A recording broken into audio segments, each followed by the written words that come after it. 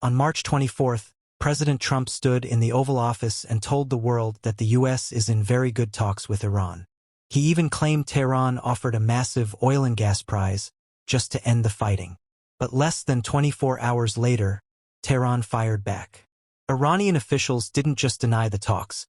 They called the president's claims psychological warfare and sheer lies. We are 3 weeks into the 2026 Iran war. Over 1,300 civilians are dead.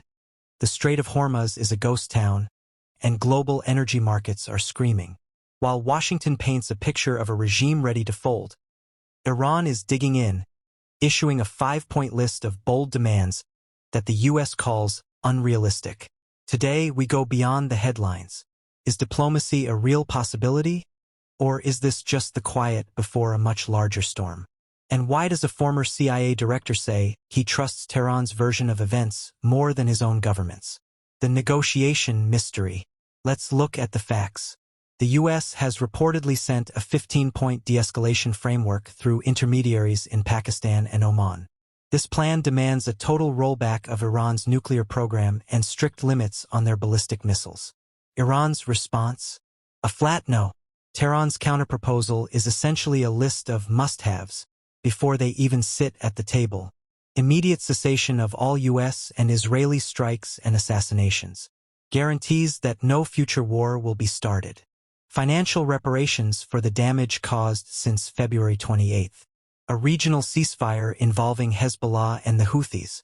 Full recognition of Iran's sovereignty over the Strait of Hormuz. Essentially, Iran is saying, we aren't surrendering, we're setting the terms. This disconnect is why former CIA Director John Brennan recently made waves, stating he tends to believe Iran over the White House right now because the administration's claims of productive talks aren't being backed up by any neutral third party. 3:30 to 5:30 The Israel Factor and Operation Epic Fury.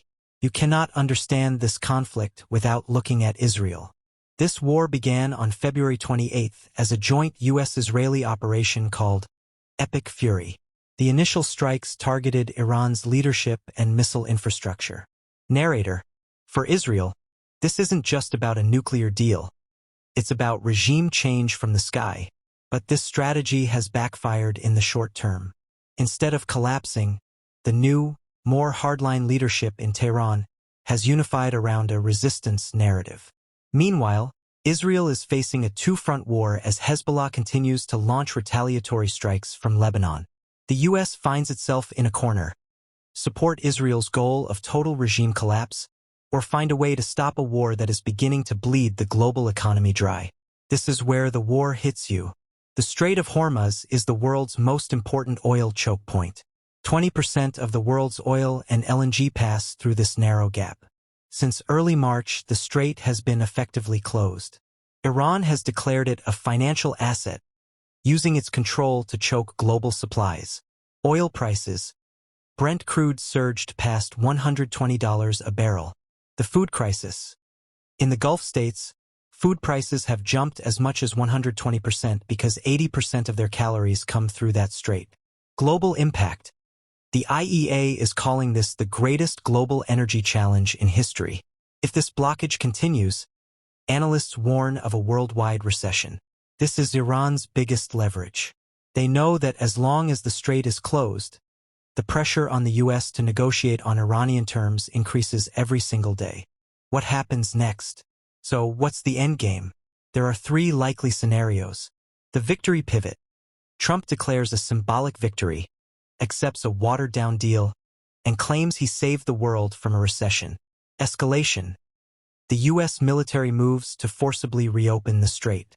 This would mean a massive naval battle and a significant expansion of the war. The long squeeze.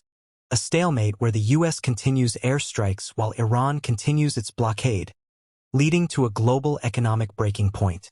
Leon Panetta, another former CIA director, warns that the administration was not prepared for the consequences of a closed strait.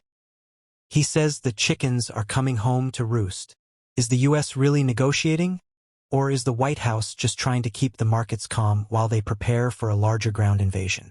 Iran has rejected the current terms, the oil is stopped, and the Middle East is on a knife's edge. This isn't just a foreign news story. It's the story of your gas prices, your food costs, and the stability of the 21st century. Narrator, but I want to hear from you. Do you think the U.S. is being honest about these negotiations? Or is Iran right to call them deceptive? Drop your thoughts in the comments below. We're reading every single one. If you found this breakdown helpful, hit that like button and subscribe to stay updated on the 2026 Iran war. Comment below your opinions on this ongoing situation.